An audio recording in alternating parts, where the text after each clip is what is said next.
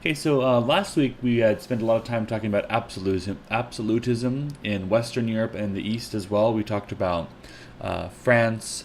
We talked about the German areas, as we also talked with the Holy Roman Empire and others as well.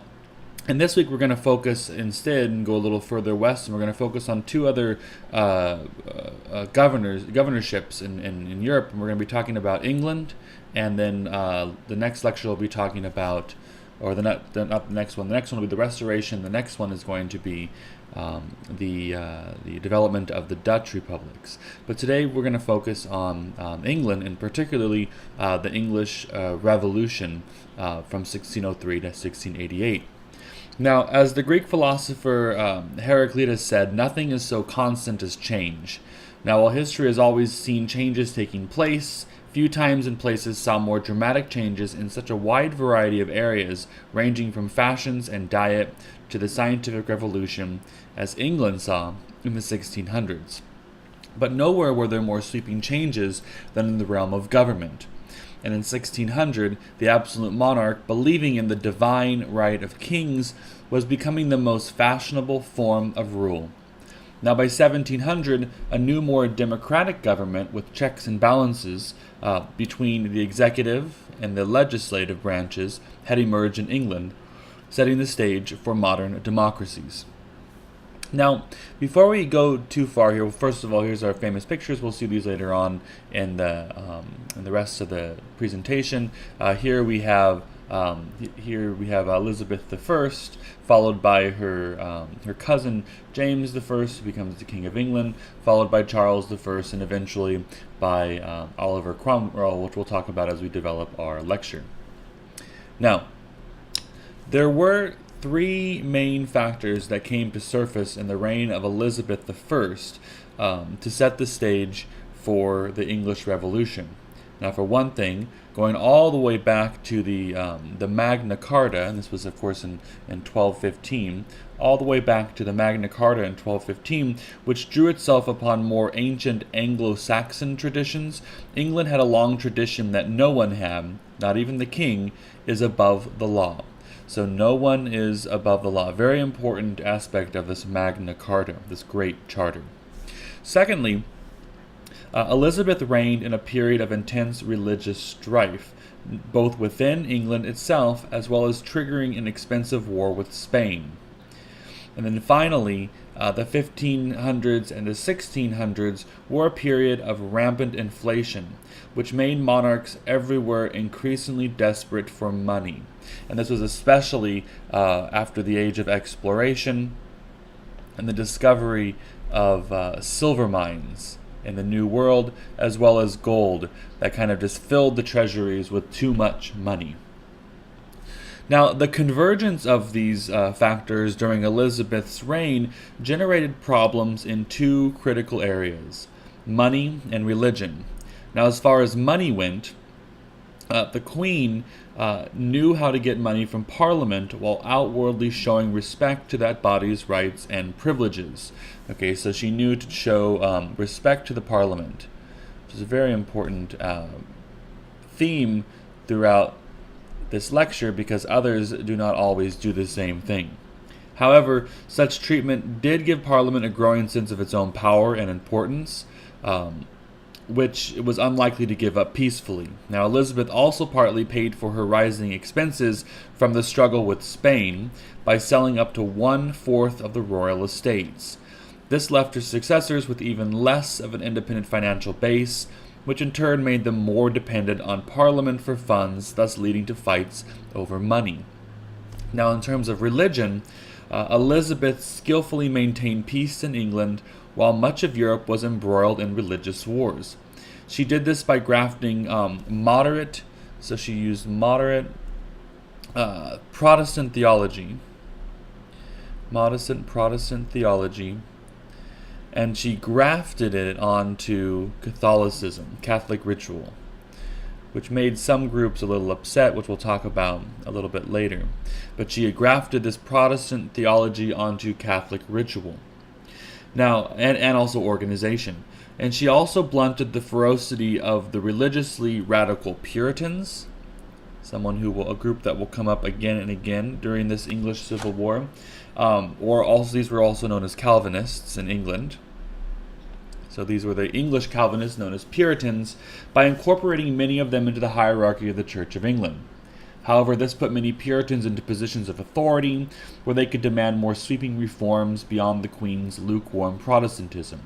In addition, many of these Puritans were also members of the gentry, or the lower nobles, and the middle classes who controlled the House of Commons and Parliament and voted on taxes.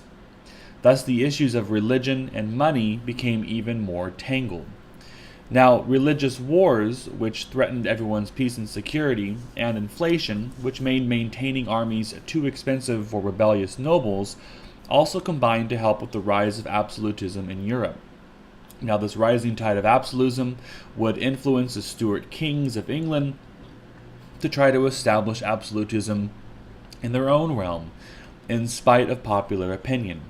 Now, a less skillful and diplomatic ruler than Elizabeth would have trouble dealing with these new forces rising up in England, and such an undiplomatic ruler succeeded Elizabeth in the person of James I. Now, while Elizabeth had so skillfully kept the issues of money and religion in check, the kings who followed, especially James, his absolutist beliefs and abrasive personality brought them to the surface.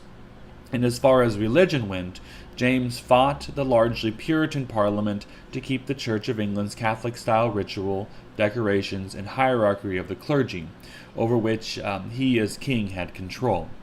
Now, in money matters, king and Parliament clashed over James's growing requests for money to support his lavish lifestyle, and also to keep pace with inflation. Now, while James and Parliament never completely broke with one another over these issues, their constant squabbling did set the stage for the revolution that was to follow. Now, while the individual events of the English Revolution could be somewhat involved and complicated, they did fit into a basic pattern. Parliament and the ruler of England would clash over the issues of religion and taxes as the government became less decisive and or less reasonable. This would trigger a reaction by Parliament that would bring a new ruler, and then the process would start all over again. This cycle would repeat itself 3 times over the next 60 years, with each successive stage feeding back into the aforementioned cycle as well as into the next stage. So the first stage would see England plunged into civil war that would result in the beheading of Charles I and the rise of the Puritans and Parliament to power. In the second stage, it continued fighting over religion and money, this time between Parliament and its army, would bring in military dictatorship under Oliver Cromwell in the 1650s. Now, after Cromwell's death would come the third stage, which was the restoration of the monarchy. However, the old conflicts over money and religion would resurface in the reign of James II, lead to his overthrow by Parliament with the help of William III and Mary of Holland in 1688. Now, this time, don't worry, we'll go over more of this in the lectures as we move along, but this time, Britain would resolve its cycle of conflicts in what is known as the Glorious Revolution of 1688. This established a constitutional monarchy, where the law is above the king and not the other way around, as often happened in absolute monarchies. So it's kind of a reinstatement of Magna Carta. So this thing that I mentioned earlier, this Great Charter in 1215, which said no one is above the king, it kind of reinstated this reinstatement. Just cross my T's and I's there. The reinstatement of Magna Carta. Now, the Glorious Revolution would have 3 important results. First of all, it would lead to the political triumph of the rich noble or middle class and the nobles in Parliament, which had the sole right to grant taxes for 1 year at a time, thus forcing the king to call Parliament each year if he wanted taxes. So taxes became kind of in the control of Parliament. That was the first thing, Parliament. Also, in order to keep the king from packing Parliament with his own men for an extended period of time, parliamentary elections were to be held every 2 years. While the Glorious Revolution resulted in a political victory for a narrow upper-class oligarchy, it did open the way for further reforms over the next 200 years to make England a more truly democratic society. Second, the Glorious Revolution gave all Englishmen a Bill of Rights, guaranteeing such liberties as speech, assembly, religion. These are the rights under this thing. Religion, except for Catholics and Unitarians at the time, and due process of law.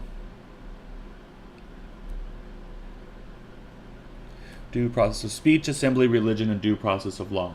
Both the political and civil liberties gained by the English would help lead to the French Revolution, which in turn would spread the ideas of democracy across Europe and the globe. Now, third was the establishment of the Bank of England in 1694, which was modeled after the Bank of Amsterdam. Now, this national bank would both provide the government with the funds it needed while repaying its loans and interest. Now, this helped foster a more prosperous economy and encourage more investment in the bank, which in turn helped provide the government with more funds and so on. This feedback of growing profits would eventually provide Britain with the money to start the other revolution that would spread worldwide, the Industrial Revolution,